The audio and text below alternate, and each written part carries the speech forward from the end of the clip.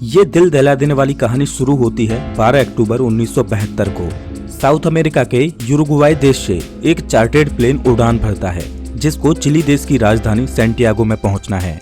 इस प्लेन में बैठे हैं रग्बी प्लेयर्स और उनका मैच देखने जा रहे हैं उनके फैमिली मेंबर्स, उनके रिलेटिव्स और उनके यार दोस्त। इस प्लेन में टोटल 45 पैसेंजर्स हैं जिनमें 9 क्रू मेंबर्स हैं। ये फ्लाइट 3 घंटों में अपनी डेस्टिनेशन पर पहुंच जाएगी, लेकिन रास्ते में इसको एंडीज की पर्वतमालाओं को पार करना होगा।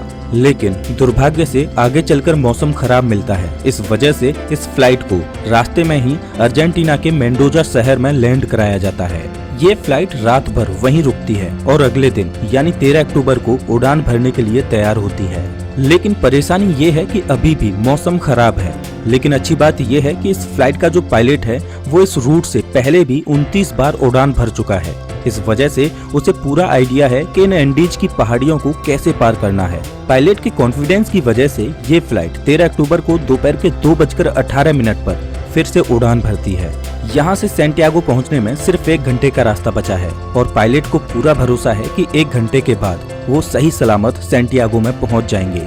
ये प्लेन करीब 18,000 फीट के एल्टीट्यूड पर उड़ रहा था और धीरे धीरे एंडीज की पहाड़ियों को पार करता जा रहा था। लेकिन आगे चलकर मौसम और खराब होता गया, जिस वजह से विजिबिलिटी और कम हो गई और पायलट को आगे कुछ भी दिखाई नहीं दे रहा था। अगर मौसम साफ होता तो पायलट आसपास की पहाड़ियों को देखकर आइडिया लगा लेता कि प्लेन कहाँ है। लेकिन इस समय तो पायलट केवल प्लेन के इंस्ट्रूमेंट्स पर ही निर्भर है। अब क्योंकि पायलट को पता था कि वो 1 घंटे में सैंटियागो पहुंच जाएंगे, इसीलिए वो अपनी लोकेशन का रफ आकलन करता रहा और 1 घंटे के बाद जब उसे लगा कि उसने एंडीज की पहाड़ियों को पार कर लिया है तो उसने सैंटियागो एयरपोर्ट पर एटीसी से प्लेन को लैंड कराने की अनुमति मांगी। एटीसी ने पूछा कि क्या आपने एंडीज की पहाड़ियों को पार कर लिया है?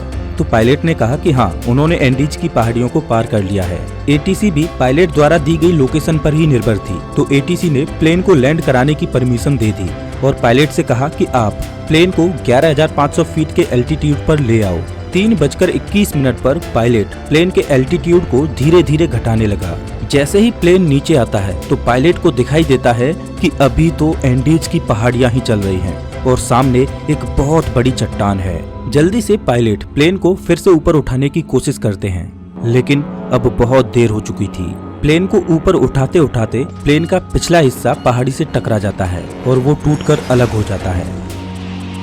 प्लेन का पिछला हिस्सा खत्म होने की वजह से पीछे की जो सीटें थीं वो यात्रियों सहित हवा में उड़ जाती हैं और 3 पैसेंजर्स हवा में ही उड़कर खत्म हो जाते हैं।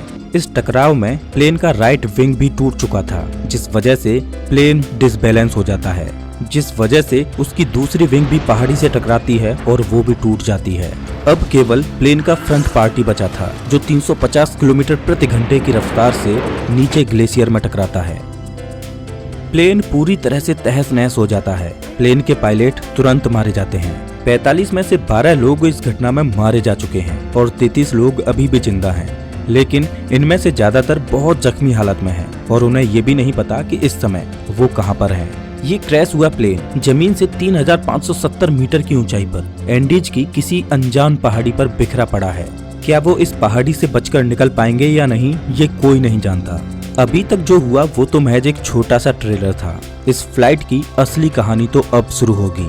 आप कल्पना भी नहीं कर सकते कि आगे चलकर इनके साथ क्या होने वाला है। ये वीरान एंडीज की पहाड़ियां अब इन पर कहर बनकर बरसने वाली हैं। इनकी आगे की स्टोरी जानकर आपके रूह तक कांप जाएगी। घायल हुए पैसेंजर्स में से एक पैसेंजर था नांदो पराडो, जिसके सिर में चोट आई थी, जिस वजह से वो कोमा में चला गया।